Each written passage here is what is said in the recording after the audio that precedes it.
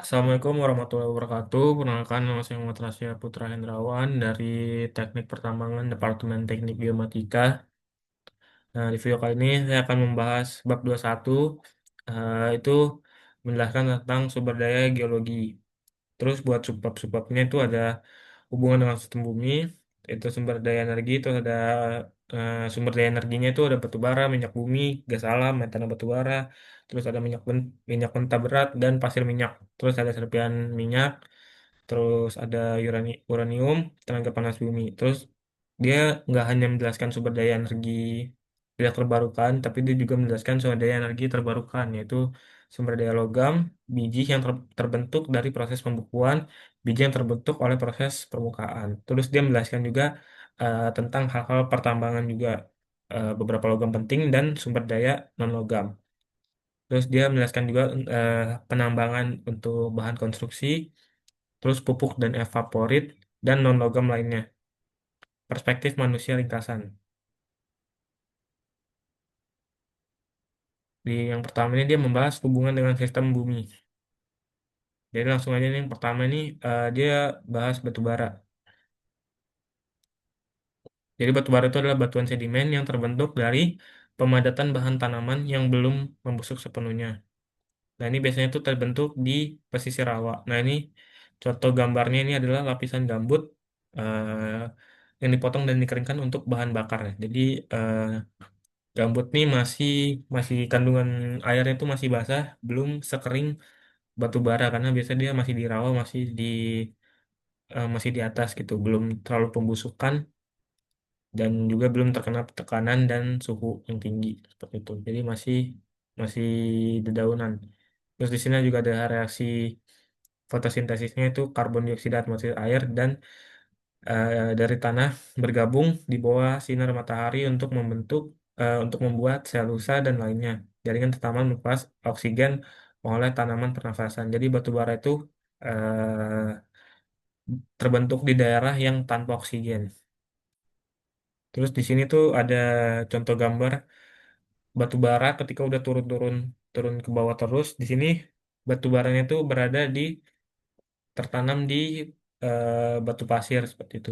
Jadi dari gambut yang di atas, dia makin turun, tererosi ke bawah, terus dia nyelip-nyelip di batuan. Nah, contoh gambarnya ini ada di batu pasir seperti itu. Terus di sini ada peringkat batu bara.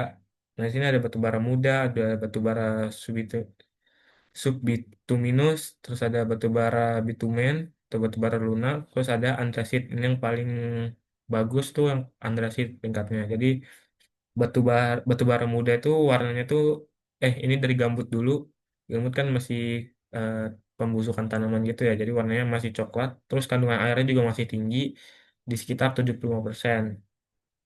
Terus tetapan karbonnya itu 15%. Terus kalau misalnya buat batu bara muda itu warnanya itu udah coklat coklat lebih tua gitu. Coklat sampai hitam kecoklatan, kandungan airnya udah mulai menurun 45%, terus tetap karbonnya itu 30%. Terus kalau misalnya batu bara subbituminus itu warnanya sudah hitam, sudah seperti batu bara. Kandungan airnya juga sudah dikit banget, cuma di sekitar 25%, terus tetapan karbonnya sudah 40%. Terus untuk batu bara bitumen atau batu bara lunak itu warnanya udah hitam juga. Kandungan airnya udah dikit banget itu cuma 5-10%. Terus tetapan karbonnya itu udah 45-86%. Terus andrasit atau batu bara yang paling keras itu warnanya udah pasti hitam, terus kandungan airnya udah paling banget itu 5-10% doang. Terus tetap karbonnya itu 86-98%. Terus di sini juga ada penjelasan gambut bukanlah batu bara yang sebenarnya, namun dapat dianggap pra batu bara. Jadi gambut itu walaupun bentukannya mirip seperti batu bara, cuma dia belum digolongkan sebagai batu bara. Dia masih disebutnya pra batu bara. Karbon tetap berarti bahan padat yang mudah terbakar yang tertinggal setelah air. Seperti itu. Nah di sini tuh ada batu bara. Di sini tuh contohnya tuh tambang batu bara terbuka dekat Gillette, Wyoming. Bagian atas lapisan batu bara setebal 30 meter. Nah ini eh, lapisan batu baranya ketika eh, topsoilnya atau lapisan atas tanahnya itu udah dikeruk semua, udah bisa dikeruk biasa atau diledakin juga bisa. Nah ini lapisan batu baranya ini tebal banget sekitar 30 meter. Nah ini penggolongannya yang di sini tuh masih batu bara subbituminus. Terlihat di sini dilapisi oleh lapisan tanah penutup sekitar 3 sampai 10 meter. Nah, jadi sebelum bisa lihat batu bara subbituminus ini, di atasnya itu ada lapisan sekitar 3 sampai 10 meter yang harus dikeruk dulu nih. Makanya baru kelihatan lapisan batu baranya di bawah tanah seperti ini, yang setebal 30 meter. Nah, ini kan tadi contoh penambangan batu bara dari tambang terbuka ya. Nah, di bawahnya ini contoh dari penambangan eh, bawah tanah. Nah, sini ada tambang batu bara bawah tanah. Bedanya ya dibuat tunnel dulu ke bawah, baru dibuat tunnel dulu vertikal, baru ditambang ke kanan kirinya tuh secara horizontal. Tuh, jadi bedanya cuma itu. Kalau misalnya yang ini dikeruk dulu bagian atasnya semuanya, kalau yang ini atasnya nggak dikeruk, cuma satu sisi doang, satu lubang, baru dikeruk secara vertikal, secara horizontal. Nah, ini klasifikasinya. Jadi, sumber daya alam ini nggak semuanya itu disebut sumber daya gitu. Sebenarnya sumber daya itu ada cadangan. Cadangan ini yang sudah diketahui. Sumber daya sumber daya ini yang belum diketahui jumlahnya seperti itu. Jadi ini sudah tahu jumlahnya. Yang sumber daya ini belum diketahui jumlahnya. Itu. Terus di sini ada eh, ladang batu bara di Amerika. Nah, di sini itu ada klasifikasi daerah-daerah berdasarkan kualitas batu baranya. Sama seperti tadi ini yang hitam tuh antrasit, ini yang paling bagus. Dia cuma ada di daerah sini doang nih, paling sedikit. Terus bawahnya it- eh, subituminus di sini yang merah-merah, terus batu bara muda yang di sini seperti itu. Jadi ini cuma klasifikasi peta Amerika berdasarkan penyebaran kualitas atau umur dari batu baranya. Terus sekitar 25% dari total cadangan batubara dunia itu terletak di Amerika, fun fact-nya. Terus Rusia memiliki basis cadangan terbesar kedua, itu sekitar 20 sampai 25%. Terus diikuti oleh Tiongkok dan India yang menyumbang 25% dengan tingkat konsumsi saat ini. Itu. Nah, di sini udah mulai masuk ke minyak bumi dan gas alam. Nah, jadi asal-usul minyak bumi atau minyak itu kata-kata tersebut merupakan sinonim, berbeda secara signifikan dari asal batu bara. Nah, jadi di sini tuh ada eh, nutrisi nutrisi laut. Nutrisi laut itu sebenarnya itu adalah harus puing-puing organik, puing-puing organik dan menyebabkannya melintasi dasar laut yang lebih dalam di lepas lantai. Jadi dia bisa biasanya tuh berada di cekungan cekungan laut pesisir seperti ini. Terus dia terombang-ambing aja. Itu. Makanya dia biasanya itu disebut perangkap nutrisi karena biasanya itu berada di cekungan-cekungan seperti ini. Nah, yang digambar A ini guru nutrisi, pola arus menyebarkan nutrisi. Yang B ini perangkap nutrisi, nutrisi terkonsentrasi. Situ. Jadi ini dari sungai, dia cekungan ini dipisahkan dari lautan yang lebih dalam, lebih luas dengan punggungan bawah laut yang landai, yang disebut ambang laut. Seperti itu. Nah, di sini tuh ada eh, gambar yang menjelaskan tingkatan-tingkatan dari pembentukan minyak minyak dan gas. Jadi di sini pertama tuh hidrokarbon. Ini kan laut ya. Terus di bawahnya tuh ada hidrokarbon. Ketika hidrokarbon itu makin turun, makin terkena suhu dan tekanan, dia itu bakal menjadi minyak bumi atau biasa disebut tuh apa ya? Window apa gitu. Lupa. Pokoknya bahasa Indonesia ini jendela minyak bumi. Nah, dia makin ke bawah, makin terkena tekanan dan suhu yang makin tinggi, dia bakal menjadi gas alam. Jadi ya kalau penambangan minyak dan minyak bumi itu sekitaran sini. Cuma kalau bisa dia makin terakumulasi lagi, makin ke bawah, makin terkena suhu yang tinggi, makin terkena tekanan yang lebih tinggi, dia bakal membentuk gas alam gitu. Terus di sini juga ada penjelasan kedalaman tipikal retakan hidrokarbon di dalam minyak bumi terletak di atas 2.300 dan 4.600 atau sekitar 7.500 hingga 15.000 kaki ke bawah. Kedalamannya kan sedikit bervariasi tergantung pada gradien dari panas bumi itu kan eh, pembentukan itu tergantung juga dengan suhu juga kan makanya disebutnya tekanan TNP eh, temperature dan pressure. Makanya di sini nggak pasti kedalamannya selalu 2.300 dan 4.600 tapi dia tergantung dari gradien panas bumi tersebut gitu. Terus kalau misalnya hidrokarbon itu terletaknya sekitar 2.300 meter atau 7.500 kaki. Kalau misalnya jendela minyak bumi itu 4.600 meter atau sekitar 15.000 kaki.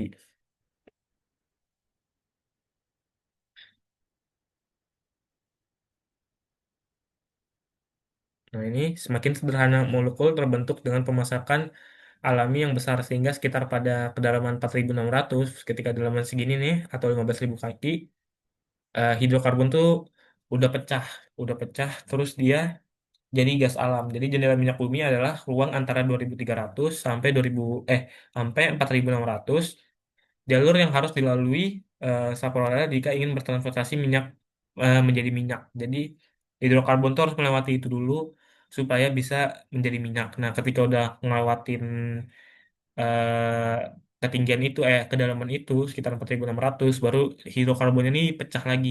Pecah lagi dia baru membentuk gas alam. Itu.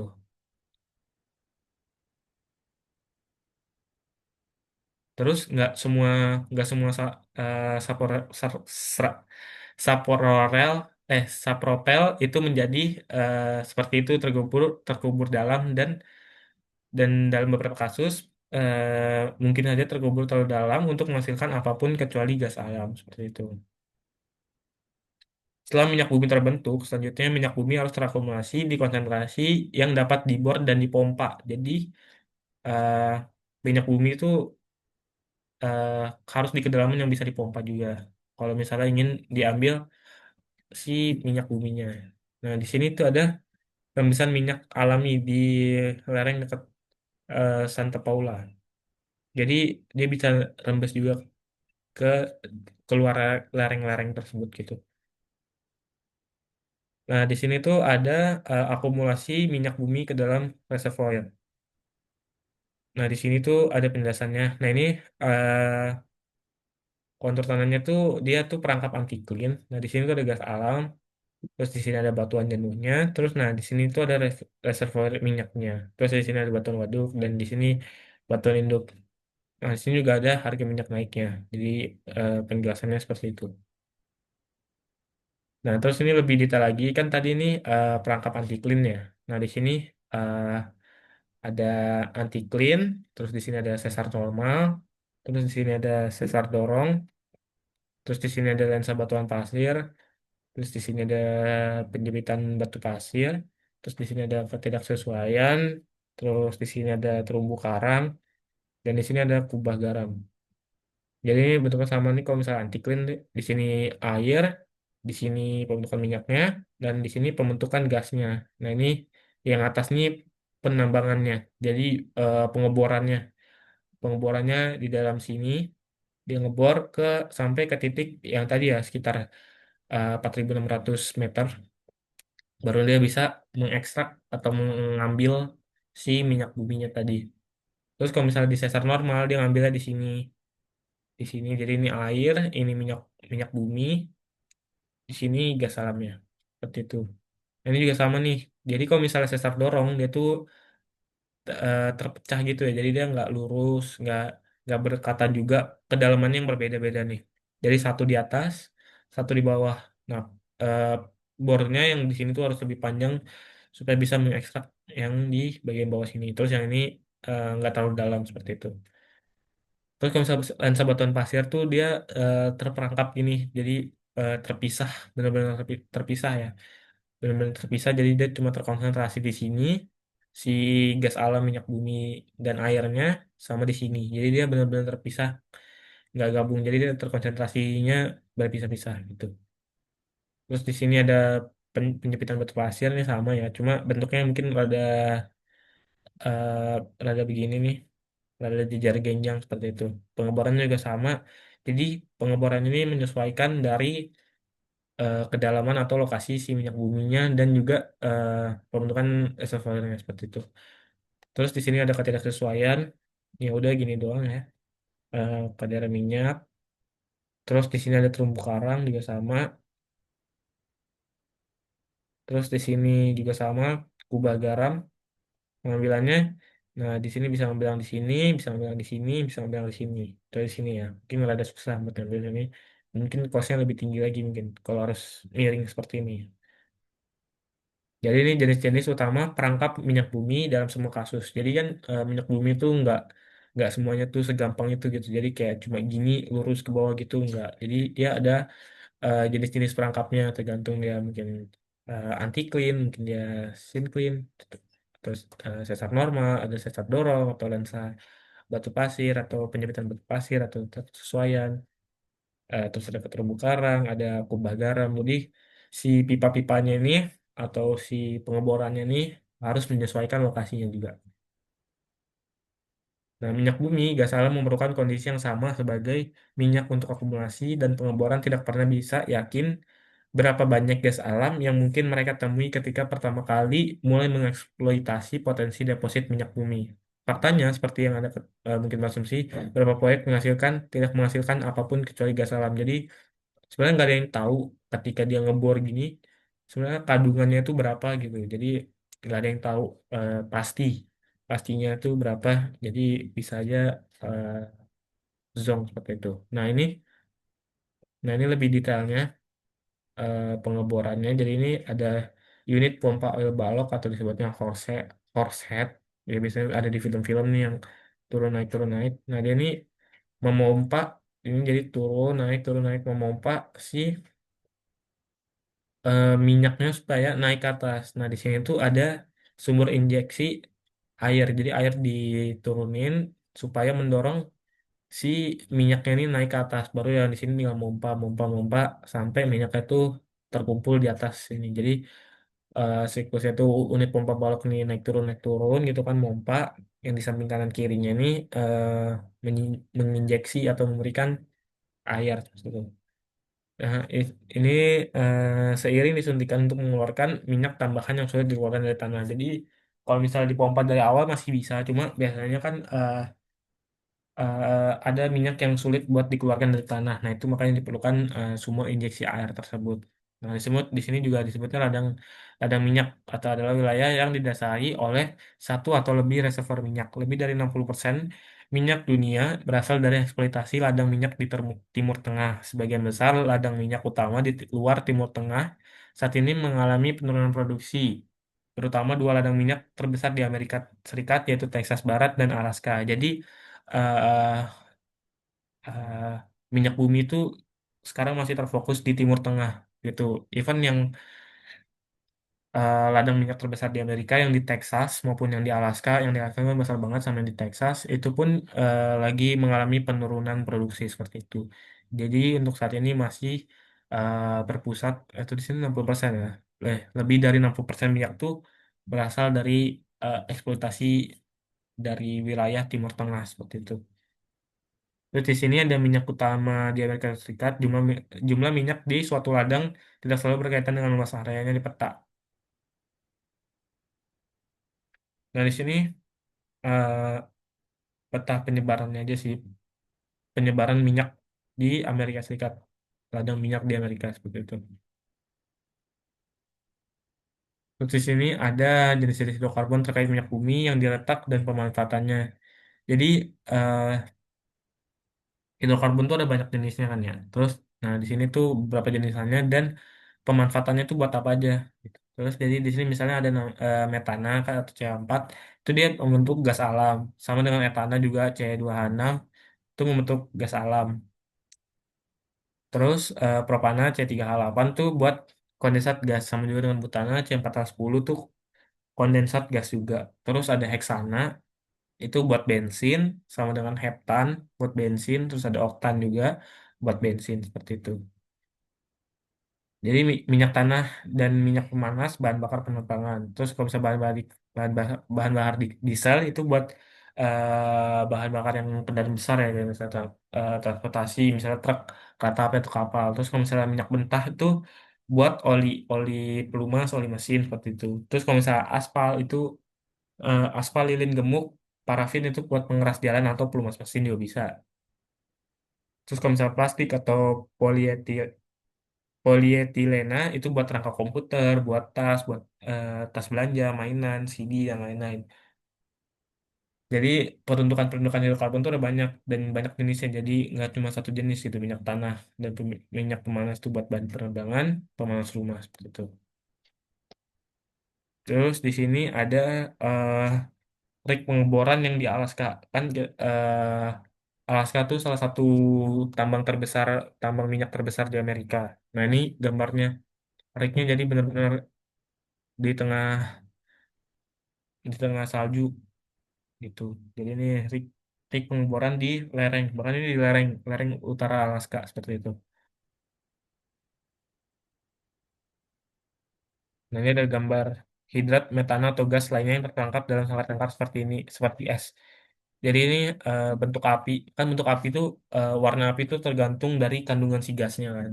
Dan ini tuh gas hidrat, makanya warnanya keren gini ya, ungu-ungu, biru-biru, kuning-kuning, putih-putih seperti itu. Jadi di sini metana atau gas lainnya yang terperangkap dalam sangkar-sangkar seperti es. Bongkahan-bongkahan es tersebut mempertahankan pembakarannya sendiri, itu sendiri. Seperti itu. Terus lanjut. Nah, di sini ada juga distribusi endapan utama pasir minyak dan serpian minyak di Amerika Serikat dan Kanada dari Survei Geologi AS. Nah, di sini yang warna kuning nih di daerah-daerah sini, ini, itu adalah serpian minyak. Nah, kalau misalnya merah, ini dia tuh bermutu tinggi, lebih bermutu tinggi. Jadi sama serpihan minyak juga, serpih minyak, tapi dia lebih bermutu tinggi. Terus yang warna hijau-hijau ini ada pasir minyak atau Athabasca, seperti itu.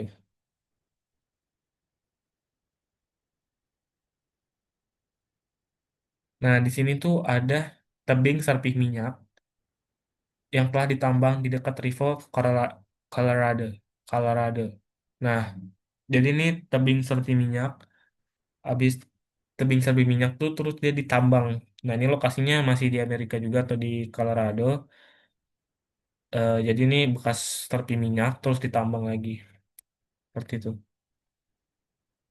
Nah, ini beberapa pabrik distilasi mengekstraksi minyak serpih, tetapi harga minyak saat ini membuat minyak serpih tidak ekonomis. Karena kan harga minyak yang besar dapat memungkinkan produksi minyak serpih skala besar di masa yang akan datang gitu. Jadi kalau misalnya harga minyaknya makin naik, mungkin produksi minyak serpinya ini bakal nanti di masa yang akan datang tuh bakal naik lagi seperti itu kan.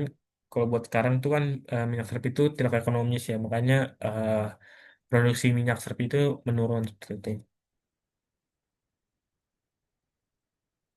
Nah, di sini mulai dari energi terbarukan ya. Jadi ini dari tenaga nuklir ya. Jadi kan banyak negara-negara tuh yang mulai memanfaatkan tenaga-tenaga nuklir ya dari panas-panasnya. Nah, ini lebih detail, nggak terlalu detail sih mungkin ya. Cuma penjelasan-penjelasan singkat bagian-bagian dari nuklir sampai nggak sampai sih. Dia nggak jelasin proses, cuma dia jelasin bagian-bagian dari nuklir dan bagian alatnya hingga dia membentuk listrik gitu. Jadi di sini ada peralatan untuk memasukkan dan melepaskan batang kendali. Nah, di sini ada moderator cair. Ini buat mendinginkan si nuklirnya tadi. Terus di sini ada batang kendalinya nih, batang kendalinya yang putih merah ini. Terus ini juga batang dan juga bahan bakar, batang dan bahan bakar. Terus ini semuanya ini reaktor intinya. Nah, terus di sini ada pompa.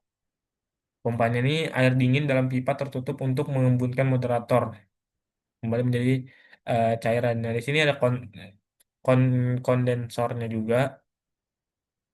Nah, di sini akhirnya dia terus dia moderator steaming. Nah, uapnya tadi ini yang membuat si turbinnya ini bergerak. Kan turbin tuh kalau memutar bisa menghasilkan listrik ya. Nah, terus listriknya tadi yang udah terbentuk itu disimpan di generator terlebih dahulu. Ketika udah tersimpan di generator, baru tuh disalurin listriknya ke tiang-tiang listrik, baru ke rumah-rumah gitu. Tujuan bermanfaat dapat dengan mudah menciptakan bahan bakar untuk membangun senjata nuklir. 239 PU eh, juga dapat digunakan sebagai bahan bakar dalam reaktor jenis lain, reaktor pembiak yang sangat meningkatkan kemampuan uranium untuk menghasilkan energi. Jadi ini sebenarnya kan nuklir tuh bahan dasarnya uranium kan, yang sangat sensitif dan mudah ledakan. Dan ledakan inti reaktor ini hingga kisaran kiloton dimungkinkan gitu. Nah, karena besarnya daya tadi itu bakal bisa dimanfaatkan jadi energi terbarukan, yaitu buat pembangkit tenaga listrik, tenaga nuklir seperti itu.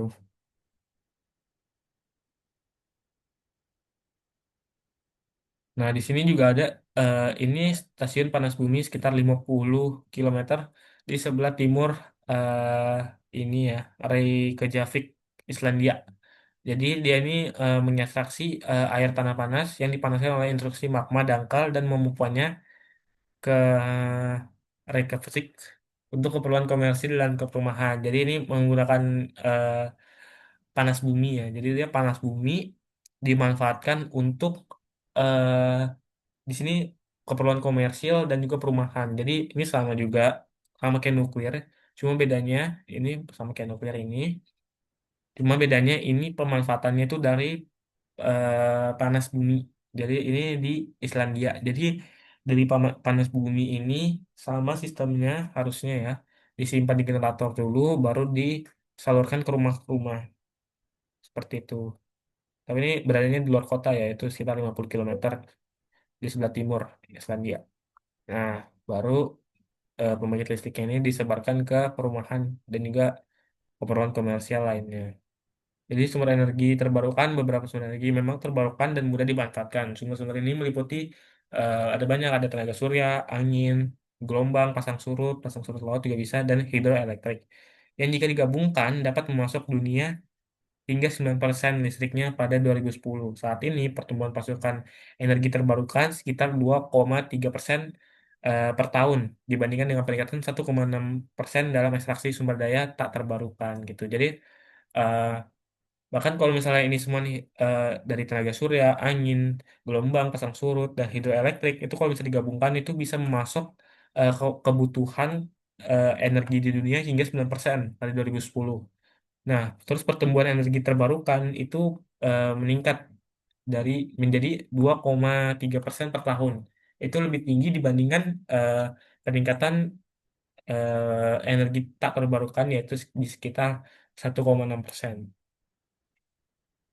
Nah, ini juga sama kan tadi kan dijelaskan di sini tenaga surya, angin, gelombang, pasang surut. Nah, di sini kan pasang surut ya.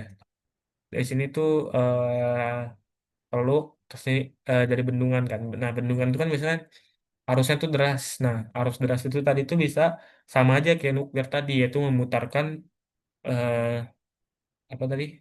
Memutarkan turbin. Nah, turbin tadi tuh listriknya kan turbin kalau mutar menghasilkan listrik. Nah, itu sistemnya juga sama, tapi ini tenaganya air. Jadi airnya yang turun tadi tuh memutar turbin. Nah, di sini ini bendungan, ini gardu listrik buat nyimpen nyimpen listriknya. Biasanya generatornya disimpan di sini. Ini teluk. Nah, ini kan ada pasang surut. Nah, di di gerbang pasang surutnya ini dipasang turbin. Jadi turbinnya muter kencang menghasilkan listrik. Listriknya disimpan di generator. Generator itu ditaruh di gardu listrik, baru alirin ke kota. Nah, ini biasanya kan eh, di luar kota atau di pinggiran kota ya. Makanya harus disimpan di gardu listrik terlebih dahulu, baru disalurin ke rumah-rumah. Seperti itu. Ini juga sama nih, keluar gelombang pasang. Jadi ini pembangkit tenaga pasang surut atau gelombang ya bisa disebutnya. Nah, ini sumber energi utama Amerika Serikat pada 2000 tahun 2001. Sumber energi minor seperti panas bumi, angin, dan matahari tidak disertakan. Jadi di sini sumber energi utama Amerika pada 2001. Jadi masih paling banyak menggunakan minyak. minyak bumi sekitar 41%, terus buat gas alam masih juga tinggi yaitu 25%, batu bara juga masih tinggi 23%. Nah, ini yang energi terbarukan yaitu hidroelektrik sekitar 3%, dan juga nuklir sekitar 9%. Jadi emang pada 2001 masih sangat bergantung dengan sumber daya energi yang tak terbarukan seperti minyak bumi sampai 41%, terus gas alam 25%, terus batu bara 23%. Sedangkan yang apa energi terbarukannya itu hanya totalnya tuh hanya 12% gitu. 12%. Berarti yang tak terbarukannya itu 88%. Jadi masih sangat tinggi banget pada 2001. Mungkin untuk saat ini sudah mulai meningkat buat energi tak terbarukannya ya. Itu. Nah, terus di sini lanjut kita bahas sumber daya logam. Jadi logam itu kan ada banyak banyak banget jenisnya. Ada yang umum, terus seperti aluminium boksit, ada kromium kromit, terus ada tembaga, terus ada emas yang terkenal, terus ada besi, ada mangan, pirolusir, ada araksa, ada nikel, perak, timah, uranium, seng. Nah, semua ini menurut eh, dunia ini masih sangat sangat membutuhkan penambangan mineral-mineral biji seperti ini ya, karena kan benar-benar semua kebutuhan dunia sekarang masih sangat bergantung pada besi, pada nikel, pada perak, itu. Jadi itu. Nah, ini kan tadi yang umum. Nah, ini ada juga biji yang terbentuk dari proses pembekuan atau pengendapan kristal. Pengendapan kristal terjadi ketika mineral-mineral yang terbentuk awal mengkristal dan mengendap di dasar tubuh magma yang mendingin.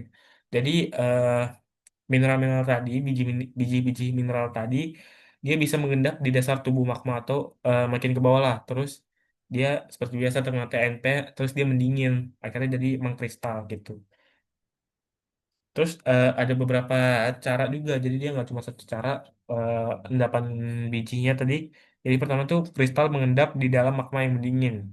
Itu yang pertama. eh, Jenis deposit bijinya tuh dari kromium, dari platina, terus jadi besi. Terus endapan hidrotermal, metamorfosis kontak, urat termal, endapan tersebar, endapan mata air panas. Nah, ini eh, jenis-jenisnya, tapi jenis utamanya itu endapan hidrotermal. Hasilnya tuh seperti tembaga, timah, seng, emas, perak, besi, molybdium, tungsten, timah, merkuri, kobalt. Nah, terus ada jenis pegmatit itu menjadi litium, logam langka. Terus kalau misalnya presipasi kimia sebagai sedimen itu untuk besi, mangan, tembaga seperti itu. Terus kalau misalnya endapan pressure itu menghasilkan emas, timah, platinum, titanium. Terus kalau misalnya konsentrasi akibat melakukan aluminium, nikel, tembaga, dan air tanah perak, uranium, besi. Nah, jadi si mineral-mineral tadi itu terkonsentrasi atau akibat melakukan gitu kan. Itu bisa menghasilkan juga mangan, timbal, timah, bahkan raksa seperti itu. Nah, ini juga proses-prosesnya. Mineral yang terbentuk awal seperti kromit dapat mengendap melalui magma dan terkumpul di lapisan dekat dasar ambang pendinginan. Nah, ini jadi eh, si biji-biji kromitnya atau mineral yang tadi itu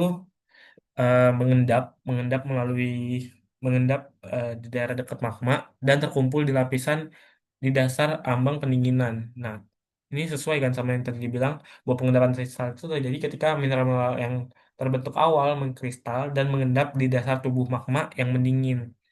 Jadi dia di sini biji kromitnya dia turun ke bawah ke dekat dasar magma, lalu dia terkumpul di lapisan dekat dasar ambang pendingin. Nah, itu tadi makanya kenapa si mineral-mineral tadi itu bisa mengkristal gitu.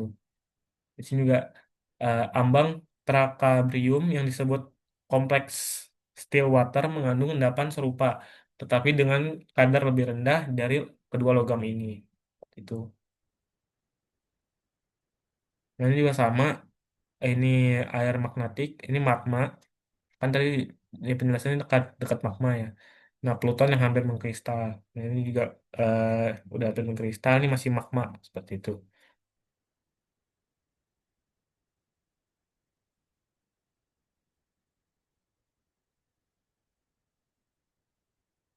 Nah, terus di sini ada contoh-contoh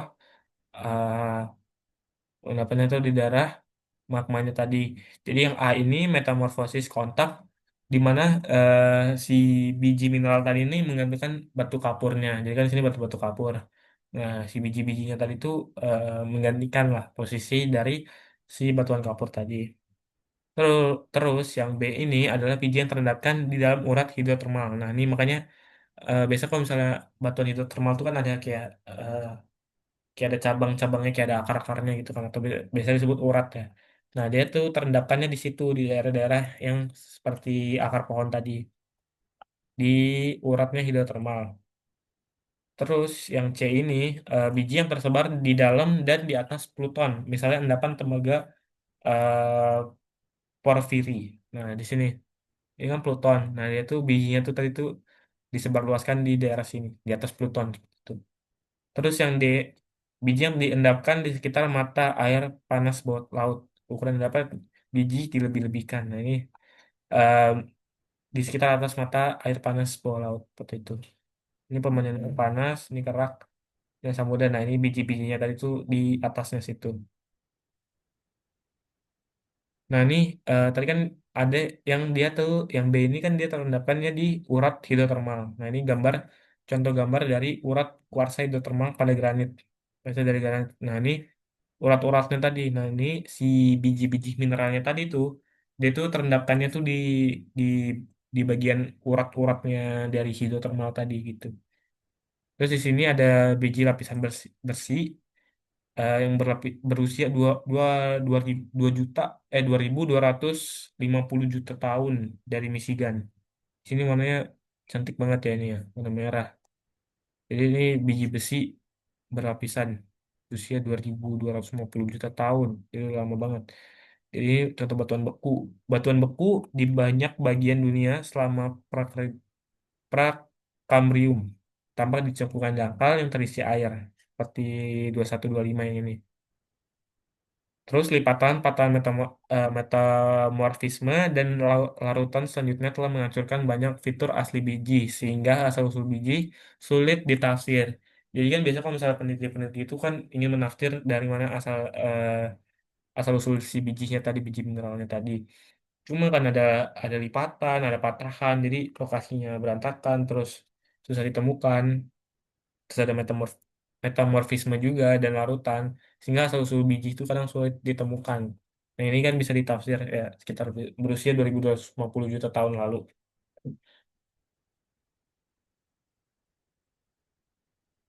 Terus lanjut di sini ada pengayaan supergene. Jadi air tanah melarutkan tembaga di bagian atas endapan yang tersebar dan mengendapkannya pada atau bawah eh, muka air tanah membentuk biji yang kaya. Jadi dari gini dia mengendapkannya di bawah seperti ini. Terus yang di sini itu ada jenis-jenis penambangan ya pentingnya. Iya benar.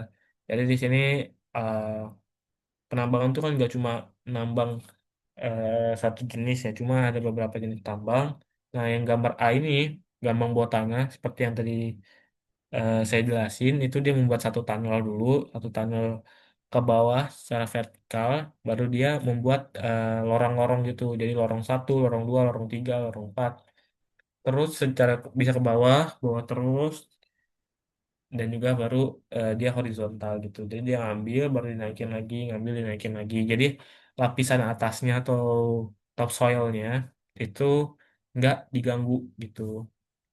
Terus yang ini, yang B ini adalah tambang terbuka. Jadi tambang terbuka itu ya udah eh, daratan dikeruk ke bawah, keruk ke bawah. Jadi banyak topsoil yang terbuang gitu. Makanya dinilai tidak ramah lingkungan karena topsoilnya tadi atau tanah-tanah yang subur yang banyak pepohonan itu bisa terganggu karena ya emang digali gitu. Beda dengan tambang bawah tanah yang dinilai lebih ramah lingkungan karena topsoilnya itu tadi masih ada. Jadi mungkin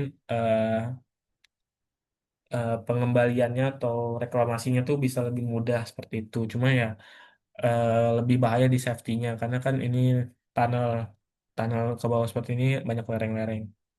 Terus yang C ini ada strip. Jadi strip tuh dia ngambil langsung dibalikin lagi seperti itu. Makanya di sini ada kayak bulldozer yang buat balikin si lapisannya tadi. Jadi dia ngambil, diambil, tutup lagi, ambil, diambil, tutup lagi, ambil, diambil, tutup lagi seperti itu. Nah, terus yang D ini ada peser ditambang dengan kapal keruk apung.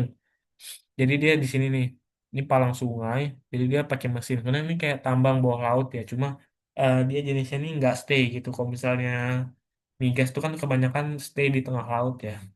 Itu baru eh, pengeksploitasian di tengah laut yang secara terus-menerus dan diam gitu di tengah. Tapi kalau misalnya ini dia termobilisasi, jadi dia pindah-pindah gitu. Terus dia ngambil langsung ditaruh di eh, daratan seperti itu. Jadi disebutnya itu placer. Jadi ada empat yang di sini yang dijelasin, yaitu tambang bawah tanah, tambang terbuka, strip, ada placer juga ditambang dengan kapal keruk apung. Nah ini yang disebut kapal keruk apung. Jadi dia ada mesin buat mengkeruk mengkeruk eh, hasil tambangnya, terus ada pembuangannya juga atau ya penyemprotannya gitulah pokoknya buat ditaruh di daratan. Terus di sini ada penjelasan jauh lebih dalam dalam daripada tambang terbuka. Tambang pleser terlokasikan di endapan sungai atau pantai-pantai purba atau bandaran. Jadi sebenarnya tambang pleser ini lebih mengincar endapan-endapan dari sungai kan. Biasanya sungai itu membawa sedimen-sedimen seperti itu. Terus kalau misalnya penambangan bawah tanah atau penambangan batuan dasar harus dilakukan untuk menggali banyak endapan mineral berharga. Penambangan biji pada batuan dasar biasanya jauh lebih dalam daripada tambang batu bara biasa, dan hal ini menghadirkan serangkaian tentang teknis tersendiri tambang terdalam di dunia. Dan jadi di sini ada fun fact juga tambang terdalam di dunia yaitu di Afrika Selatan. Kedalamannya itu mencapai 1.500 sampai 2.500 meter. Itu berarti eh, 1 kilo sampai 2 kiloan ya. Berarti dinding tambang terasa panas saat disentuh karena berada jauh di bawah tanah. Jadi saking dalamnya eh, penambangan di Afrika Selatan ini yang sekitar 1.500 sampai 2.500 atau sekitar 1 sampai 2 kilometer aja tuh dinding-dindingnya tuh waktu dipegang tuh udah panas. Jadi ya itu saking dalamnya sih. Makanya terasa banget eh, kenapa tadi si biji-biji mineralnya ini bisa terbentuk, batu bara bisa terbentuk karena itu tadi. Karena ada temperatur dan pressure tadi. Seperti itu.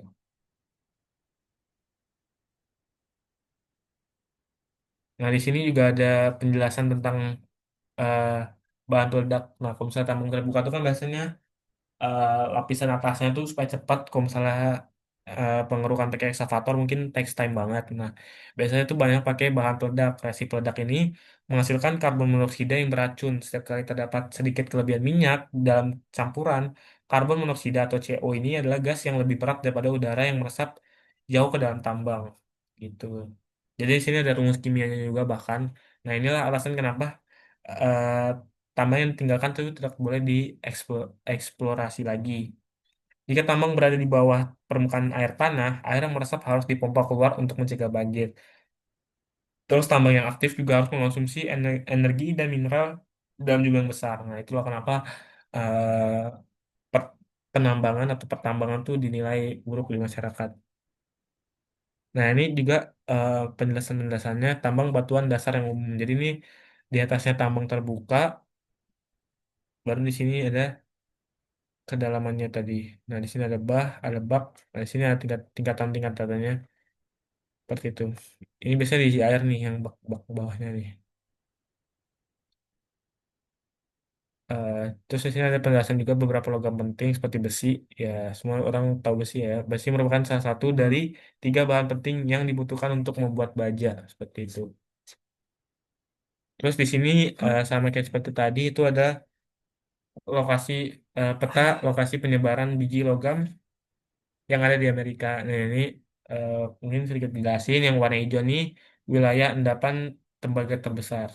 Terus di sini ada emas dengan metode placer. Terus di sini yang biru-birunya ada timbal, seng perak. Terus di sini batal di batal ada tembaga. Terus di still water ada kronium. Di sini kalian ada emas. Ini ada tembaga.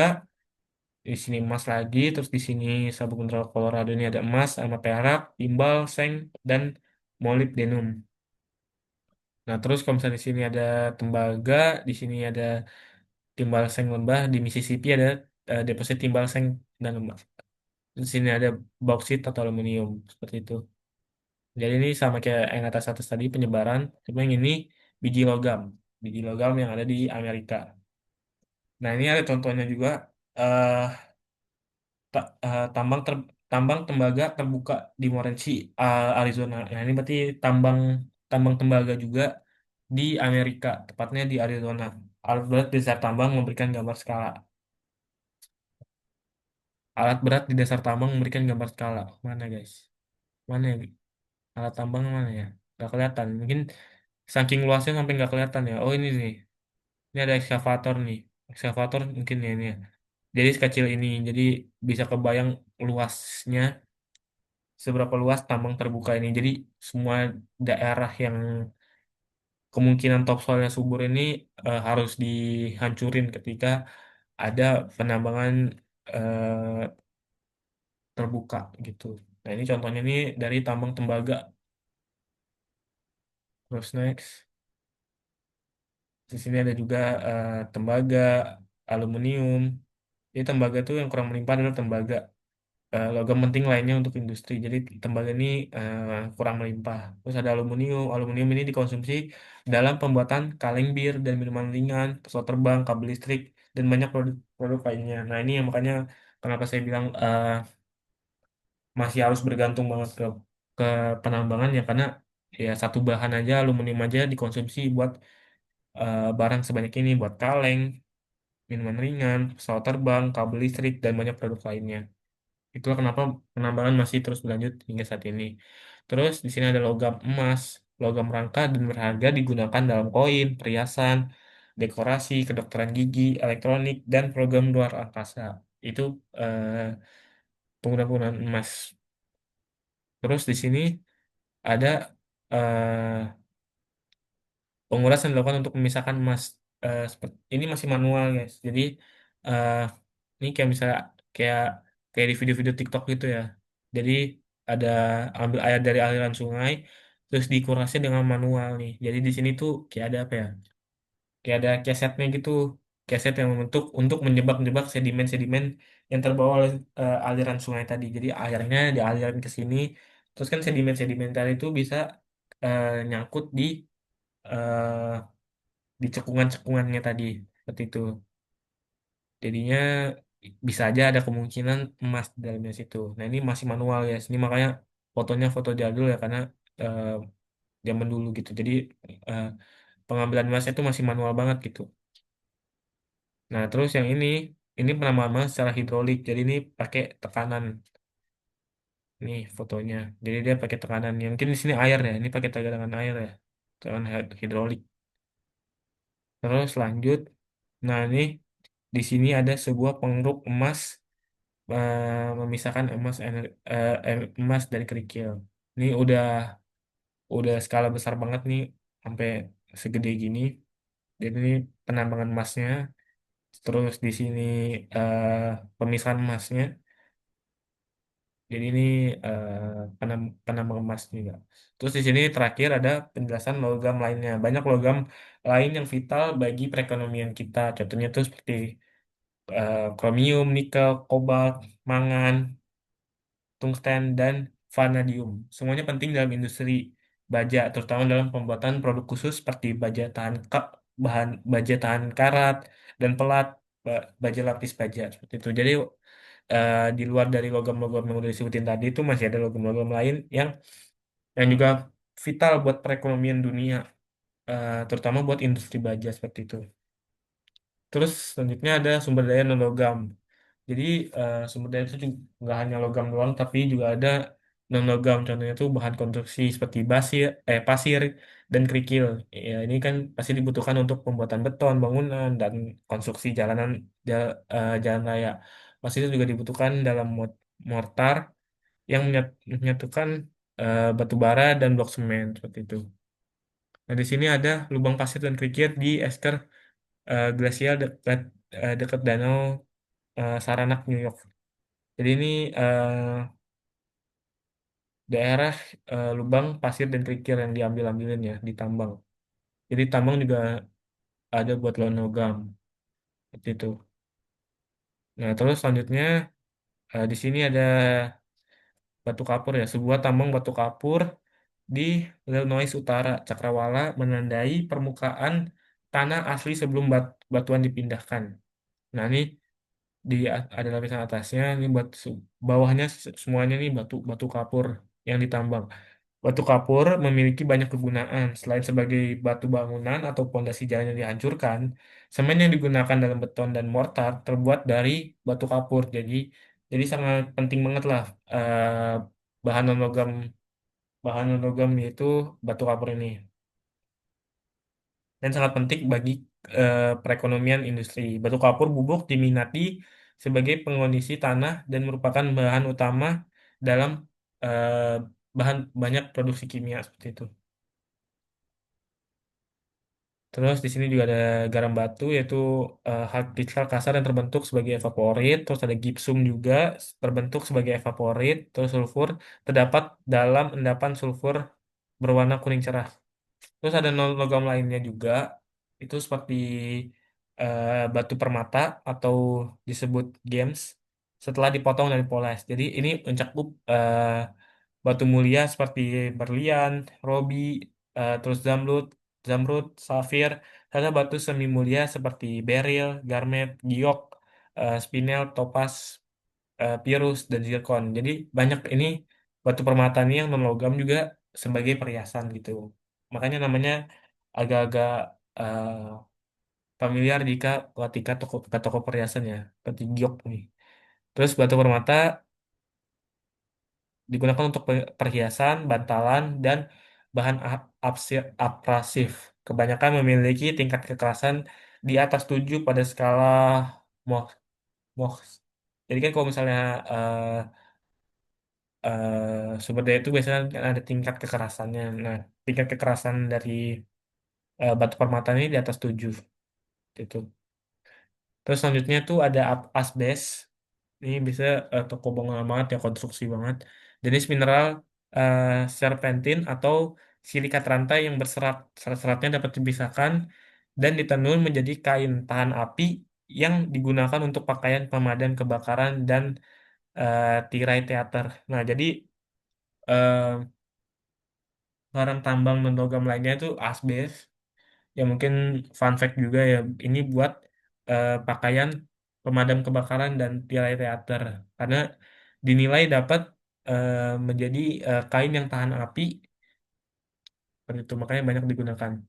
Terus digunakan juga dalam pembuatan plafon, mungkin itu paling paling umum ya asbes itu buat pembuatan plafon. Terus insulasi suara, sirap, dan kanvas rem. Meskipun penggunaan asbes sedang dibatasi dengan cepat karena kekhawatiran tentang hubungannya dengan kanker paru-paru. Jadi ada isu asbes tuh kalau misalnya serbuk-serbuk asbes tuh jika terhirup langsung ke paru-paru manusia tuh bisa menyebabkan kanker paru-paru seperti itu. Makanya lagi dikurangin. Terus di sini ada ringkasannya. Kebanyakan orang berinteraksi dengan bumi, terutama melalui interaksi mereka melalui sumber daya geologi, tanah, air, logam, non-logam, dan bahan bakar yang sebagian besar tidak dapat diperbarui dan terbentuk dalam kondisi alam tertentu dan sementara. Jadi ya itulah makanya kenapa ada penggolongan-penggolongan sumber daya alam tadi dibagi menjadi dua kan, yang terbarukan dan tidak terbarukan. Nah, yang sekarang dunia masih berfokus itu ke sumber daya yang tak terbarukan dan tak dapat terbentuk dengan cepat gitu. Makanya sebenarnya kayak batu bara dan minyak dan gas alam itu sebenarnya kan membutuhkan waktu yang cukup lama. Berbeda dengan eh, sumber daya yang terbarukan yang membutuhkan waktu dapat lebih cepat gitu. Misalnya habis ditambang dia membutuhkan waktu yang sama buat kembali lagi. Nah, itu bisa dikategorikan sebagai sumber daya terbarukan. Terus di sini batu bara, minyak bumi, dan gas alam adalah bahan bakar fosil yang merupakan sumber energi utama di dunia modern. Jadi, dunia modern ini masih sangat tergantung kepada tiga tiga ini tadi ya, batu bara, minyak bumi, dan gas alam. Mereka juga penting dalam aplikasi energi seperti pembuatan pupuk, baja, dan banyak produk lainnya. Jadi, walaupun identik batu bara, minyak bumi, dan gas alam ini buat aplikasinya ke energi, cuma dia juga penting buat energi, makanya itulah kenapa tergantungan banget kepada hal ini.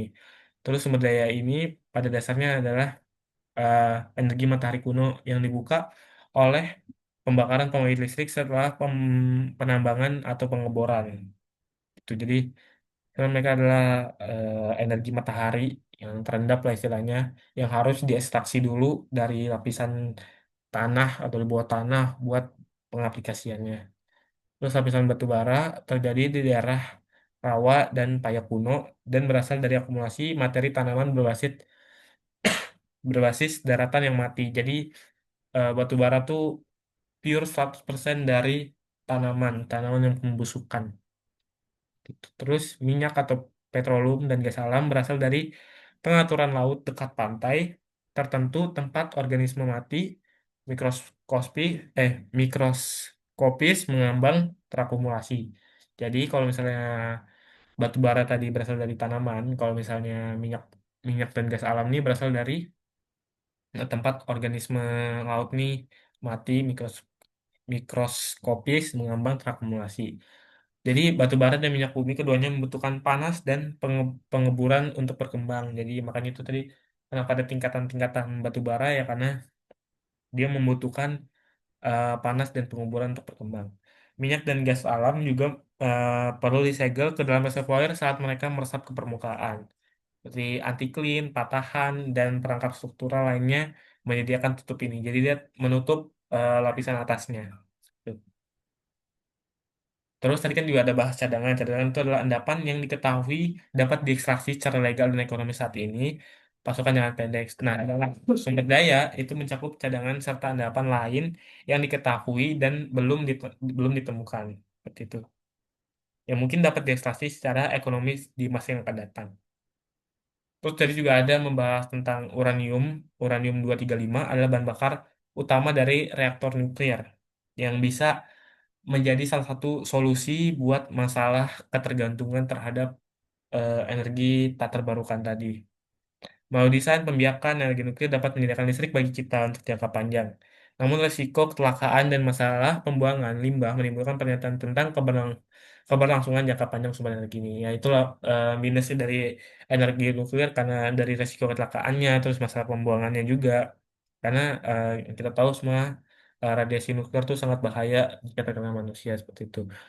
Terus ada energi yang terbarukan lainnya itu tenaga panas bumi yang hanya menguntungkan beberapa wilayah di dunia. Sumber daya ini dapat dengan mudah habis dan tidak mungkin menjadi sumber energi utama dunia meskipun panas yang terkandung dalam dunia sangat besar.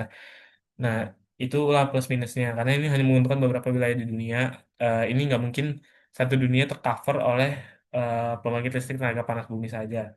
Meskipun kandungan panas bumi di bumi ini itu sangat besar, tapi nggak mungkin menutup semua kebutuhan energi di seluruh dunia. Terus strategi energi terbarukan seperti solusinya lainnya itu ada tenaga surya, angin, merupakan pengganti yang menarik dan ramah lingkungan untuk sumber energi konvensional. Terus ada tenaga hidroelektrik, adalah jenis energi terbarukan yang paling berhasil dan paling banyak digunakan meskipun penggunaannya terbatas di daerah-daerah aliran air yang melimpah saja. Seperti tadi ya, di bendungan, di teluk seperti itu.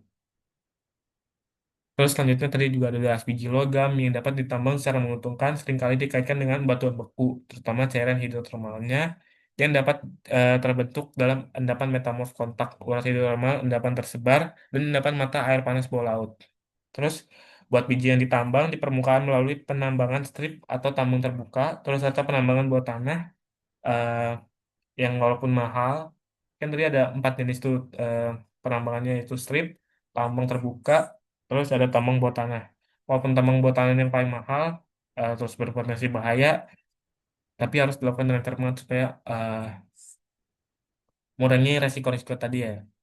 Terus kalau misalnya mahal, emang mahal karena membutuhkan modal yang besar banget karena kalau misalnya tambang bawah tanah tuh mungkin concern utamanya itu ke arah safety-nya ya. Mungkin disitulah pemikiran-pemikirannya mahal karena ya emang buat safety-nya dan kenyataannya juga begitu. Terus ada terakhir ada penambangan placer ini memanfaatkan proses pengolahan sedimen dan konsentrasi mineral biji yang tadi menggunakan kapal tadi ya. Jadi kapal di laut itu buat mengambil menambang endapan-endapan dari eh, sungai yang ada di laut. Itu. Terus ada logam, logam juga sangat penting buat perekonomian industri, terutama besi untuk produksi baja dan tembaga untuk peralatan listrik. Ya, logam udah paling utama. Terus ada sumber daya non logam seperti tadi bahan-bahan konstruksi seperti pasir, kerikil, dan batu kapur untuk batu pecah dan semen digunakan dalam jumlah besar. Terus ada pupuk, garam, garam batu, gipsum, belerang, dan tanah liat yang juga banyak digunakan. Jadi sumber daya non logam ini penting juga, nggak kalah penting sama logam buat konstruksi bangunan, konstruksi jalanan, terus juga tadi ada perhiasan juga. Jadi banyak lah. Yang penting tuh nggak hanya logam saja gitu. Terus udah di sini ada istilah-istilah yang perlu diingat, batu bara, metana, ladang minyak, minyak bumi, penambangan. Terus sudah selesai. Mungkin cukup cukup sekian video yang bisa saya jelaskan mengenai chapter 21 ini yang berjudul eh, sumber daya geologi, sumber daya energi, sumber daya logam, sumber daya non logam, terus penjelasan-penjelasannya, terus ada penambangannya juga dan penambangannya juga. Mungkin sekian video yang saya sampaikan. Assalamualaikum warahmatullahi wabarakatuh.